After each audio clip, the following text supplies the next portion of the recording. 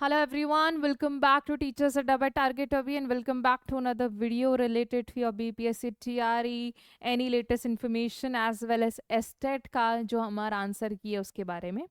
So as you all are aware कि estate examination जो कि आप लोगों का कंडक्ट हुआ था कहीं ना कहीं 14-10 से जो हमारा 16-11 तक, ठीक है, उसकी जो आंसर कीज हैं, ठीक है, वो आप लोग इसकी ऑफिशियल वेबसाइट पर देख सकते हैं. तारीख मैं आप लोगों को बता दूं, 27 नवंबर तक वो अपलोड रहेगा और आप अपनी रिस्पॉन्स जो शीट है उसको फटाफट से देखें, अपने नंबर्स को इवेलुएट करेंगे कितने नंबर आप लोगों के कहीं ना कहीं बन रहे हैं. As you all are aware, estate qualify करने के लिए जनरल कैटेगरी की जो कट ऑफ है वो है 50% नंबर. बोले तो 150 में से आपके 75 नंबर आने चाहिए, ठीक है. तो अगर आपके अच्छे खासे नंबर आ रहे हैं, 90+ नंबर बहुत सारे स्टूडेंट्स के आ रहे हैं, तो उनको किसी भी तरीके से कोई भी डरने की ज़रूरत नहीं है, क्योंकि आप लोगों का जो स्कोर है वो काफ़ी सेफ साइड है, ठीक है. सो अगर कल को नॉर्मलाइजेशन भी होता है तो भी आप लोगों के स्कोर में इतना उथल पुथल देखने को नहीं मिलेगा. ऐसा नहीं होगा कि आप लोग डिस्क्वालीफाई हो जाए, क्योंकि आपके अभी ही 90+ कहीं ना कहीं नंबर आ रहे हैं, 88 के आसपास भी आ रहे हैं, तो भी आप लोग सेफ साइड पे, आप लोगों को टेंशन की जरूरत नहीं है, क्योंकि नॉर्मलाइजेशन में इतने कम तो नहीं होंगे आपके नंबर, ठीक है, अगर हम लोग प्रीवियस ट्रेंड के अकॉर्डिंग पे जाएं. बट हाल ही हमारे पास में एक और लेटेस्ट इन्फॉर्मेशन कहीं ना कहीं मिली है कि हमारे पास में जो फीस है, ठीक है, उत्तर कुंजी की, ठीक है, वो 50 रुपये पर कहीं ना कहीं शुल्क है, क्योंकि काफ़ी सारे क्वेश्चंस कहीं ना कहीं गलत है. अगर आप लोग 5 से अधिक क्वेश्चंस पे डाउट रखते हैं तो अधिकतम आपको 250 रुपये ही कहीं ना कहीं पे करने पड़ेंगे, as you can see in this particular notification, ठीक है. नोटिफिकेशन हाल ही में रिलीज हुआ है आंसर की से रिलेटेड, ठीक है. आपत्ति दर्ज कराते हैं आप 27 तारीख तक करा सकते हैं ये सब. अब मैं एक चीज आप लोगों को बोलूंगी कि आपत्ति दर्ज कराने की जो अवधि है वो 28 तारीख तक हो चुकी है, ठीक है. एक दिन कहीं ना कहीं और उन्होंने बढ़ा दी है, राइट, वेरी गुड, क्योंकि डाउट्स काफ़ी ज़्यादा हैं. अब स्टूडेंट्स के काफ़ी मात्रा में डाउट आ रहे हैं हमारे पास में कि मैम ये क्वेश्चन सही है क्या, ये क्वेश्चन सही नहीं है क्या, इसका आंसर बताइए. तो देखिए, सवाल आपके ज़्यादा टफ नहीं है, क्योंकि एस्टेट लेवल का एग्जामिनेशन है, ठीक है. आप लोग किसी भी क्वेश्चंस में अगर आपको लग रहा है कि इसमें डाउट है, तो सबसे पहले उसको गूगल पे सर्च कीजिए, ठीक है. आपको उसका कोई ना कोई रिसोर्स ज़रूर मिलेगा, और उस रिसोर्स के अकॉर्डिंग अगर आपको लगता है कि आंसर गलत दिया है, आपका जो डाउट था वो सही है, ठीक है, तो आप आपत्ति जरूर दर्ज कराएं. स्पेशली जो भी स्टूडेंट्स हमारे बॉर्डर लाइन पे हैं, जिनके 70-72 नंबर आ रहे हैं, ठीक है, जिनको लगता है कि अगर 2-3 सवाल सही हो जाएंगे तो मैं कहीं ना कहीं पास हो जाऊंगा, ठीक है, राइट. नॉर्मलाइजेशन का भी अगर हम लोग थोड़ा बहुत कंसीडरेशन में रखें, तो मैं उन सभी स्टूडेंट्स से अर्ज करूंगी कि मैक्सिमम क्वेश्चन जिन पे आप लोगों को डाउट है उनके ऊपर आपत्ति जरूर जताएं, क्योंकि आप लोगों के लिए एक फेयर चांस हो सकता है टीआरई में बैठने का, क्योंकि एस्टेट कहीं ना कहीं एलिजिबिलिटी मांगी जाती है टीआरई में बैठने के लिए. सो आपत्ति दर्ज कराने में बिल्कुल भी डरे नहीं, ठीक है, कि आप जो आपत्ति दर्ज कर रहे हैं वो सही होगी या नहीं होगी. आप लोग उसको गूगल पे सर्च करें, उसका कोई ना कोई डॉक्यूमेंट ज़रूर मिलेगा. अगर वो डॉक्यूमेंट किसी बुक का है जो कि एज अ रेफरेंस बुक ली जाती है, तो आपको कोई भी चीज़ डरने की ज़रूरत नहीं है. लेकिन ऐसा कभी कभी हो सकता है कि उसका कोई बुक रेफरेंस नहीं मिल रहा, तो उस केस में आप एआई टूल्स का इस्तेमाल कर सकते हैं. ऐसे काफ़ी सारे एआई टूल्स मार्केट में हैं, ठीक है, जिनसे आप उसके ओरिजिनल रेफरेंसेस भी मांग सकते हैं कि ये क्वेश्चन है, इसके अकॉर्डिंग आपका आंसर क्या होगा, और जो आंसर आप दे रहे हैं वो मैं किस रेफरेंस से मानूं, ठीक है, तो मुझे उसका रेफरेंस दीजिए. तो वो रेफरेंस आपको कहीं ना कहीं मिलेगा. चैट जीपीटी या फिर किसी भी एआई टूल की एक्सप्लेनेशन आप वहां पे ना दें, ये मैं आप लोगों से एक रिक्वेस्ट करूंगी, ठीक है, राइट. तो अपने लेवल पे भी आप इस काम को कर सकते हैं, आपको कोई एक्सपर्टीज की ज़्यादा ज़रूरत नहीं है इसमें, ठीक है, क्योंकि यू ऑल आर अवेयर, आप लोगों ने एग्जामिनेशन कहीं ना कहीं दिया है और आंसर की चैलेंज करनी है. तो इस तरीके से आपका बीपीएससी का कहीं ना कहीं आप लोगों का एक इंटरफेस दिखता है, यहाँ पे आप लोग ऑब्जेक्शन कर सकते हैं. बीपीएससी की ऑफिशियल वेबसाइट पर इसके ऊपर क्लिक करेंगे तो आप लोग को अपना लॉगिन वॉगिन करना है, अपने क्रेडेंशियल्स डालने, और आप लोग यहाँ पे अपने आंसर की को चैलेंज कर सकते हैं, ठीक है. इस तरीके से आपको आंसर की चैलेंज करनी है. अब एक सवाल हमारे स्टूडेंट्स के मन में है, स्पेशली जिन लोगों का स्कोर हमारे केस में 90 से भी प्लस आ रहा है, ठीक है, चाहे जनरल कैटेगरी के चाहे जनरल कैटेगरी के नहीं है, 90+ score is a very good score, it's a very safe score. तो आप लोग क्या करें, तो आप लोग अब एस्टेट को छोड़ दें, ठीक है।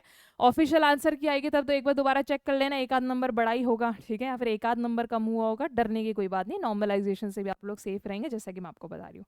अब आप लोगों का जो नोटिफिकेशन है, जो डेट्स हैं, वो कभी भी आ सकती हैं। कहने को तो वैसे दिसंबर में एग्जामिनेशन होना था, बट अभी दिसंबर में एग्जामिनेशन इम्पॉसिबल है, ठीक है। तो हम लोग यही सोच रहे हैं कि न्यू ईयर के आसपास कोई नोटिफिकेशन मिले, ठीक है, एट बेस्ट। अदरवाइज थोड़ा टाइम का वेट करना पड़ेगा, लेकिन आपके हाथ में क्या है कि प्रिपरेशन सॉलिड करना, ठीक है। तो आप लोग सिलेबस को अब थॉरोली देखने लग जाएं कि सिलेबस में क्या क्या चीजें हैं। मैं आपको बता दूं कि जो सिलेबस है वो एस्टेट जैसा ही है, क्योंकि सिलेबस तो डिफाइन नहीं करा है सरकार ने।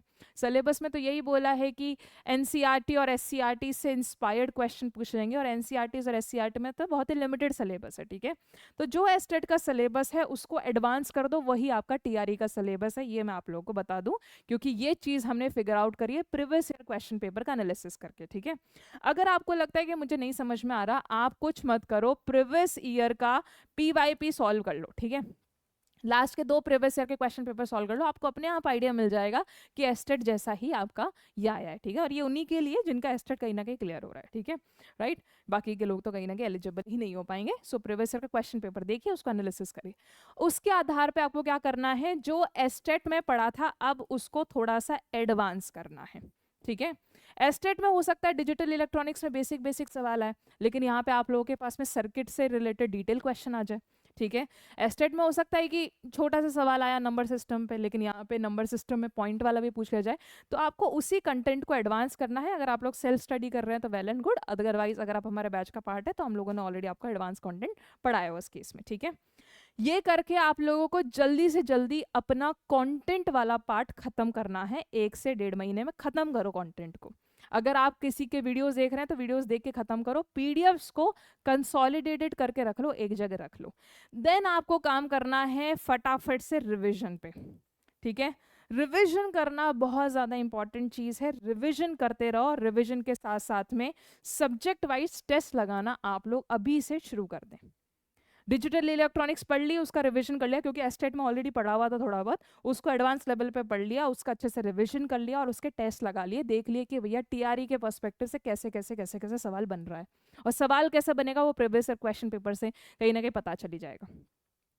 ये जैसे आप लोग करते हो, उसके बाद साथ साथ में आपको एक्यूरेसी पे भी काम करना है, ठीक है, एक्यूरेसी पे भी काम करना है। ऐसे नहीं कि आप लोगों के सवाल गलत हो जाते हैं, ठीक है, सवाल समझ में नहीं आता, दो ऑप्शंस में कहीं ना कहीं डाउटफुल रहते हैं कि यार ये भी सही हो सकता है वो भी सही हो सकता है। तो इन सब चीज़ों के ऊपर आप काम करने का टाइम इसी मोमेंट पे है, क्योंकि जैसे नोटिफिकेशन आ जाएगा कहीं ना कहीं पैनिक हो जाएगा पूरे के पूरे मार्केट में।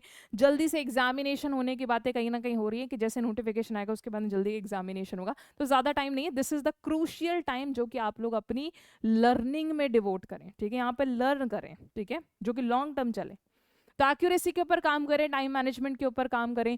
ऐसा नहीं कि 2-4 सब्जेक्ट्स में आप लोगों ने एक्सपर्टीज ले रखी है, उसकी वजह से आपका एस्टेट भी क्लियर हो गया, लेकिन नहीं, सब कुछ ही पढ़ना पड़ेगा।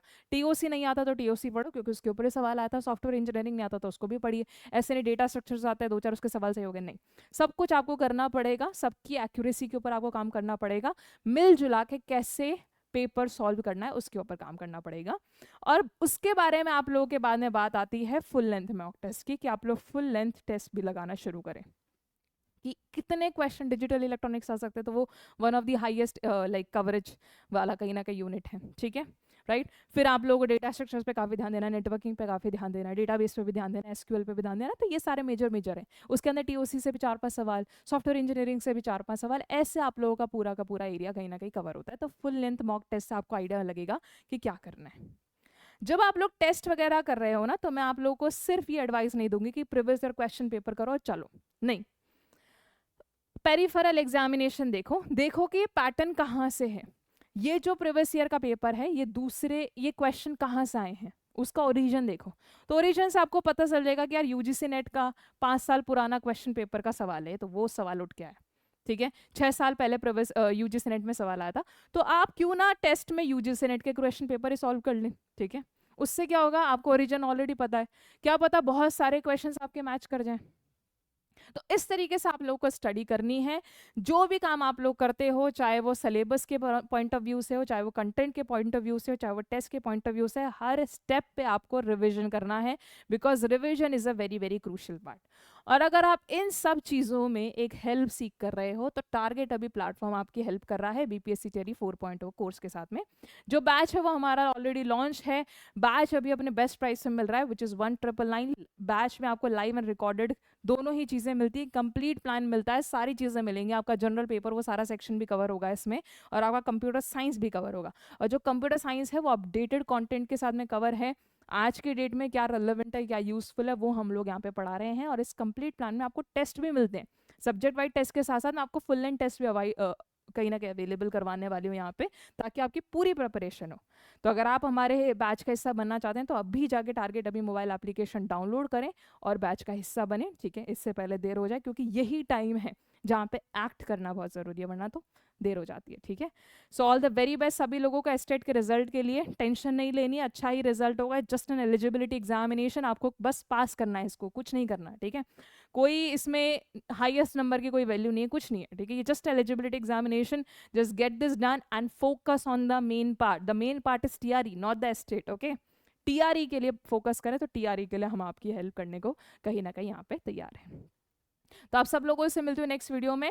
और अगर स्टिल कोई डाउट है तो आप लोग कमेंट माध्यम से पूछ सकते हैं। अगर ये वीडियो अच्छा लगा हो, हेल्पफुल लगा हो, तो लाइक ज़रूर करिएगा। Thank you so much, take care, have a happy learning.